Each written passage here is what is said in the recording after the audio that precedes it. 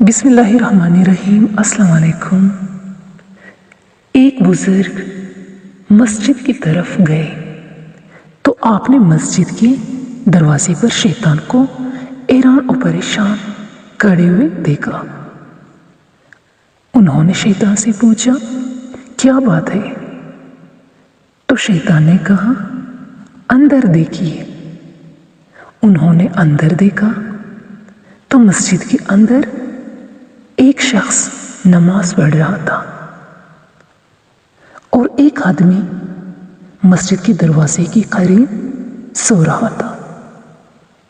शैतान ने बताया कि वो जो अंदर नमाज पढ़ रहा है, इसके दिल में वसवसा पैदा करने के लिए मैं अंदर जाना चाहता हूँ, लेकिन ये जो दरवाजे के करीब सो रहा है, ये रोज़ादार है। ये सोया हुआ रोज़ादार सांस लेते हुए जब सांस बाहर निकालता है तो इसकी सांस मेरे लिए शोला बनकर मुझे अंदर जाने से रोक देती है। मैं इस परेशानी में खड़ा हूँ।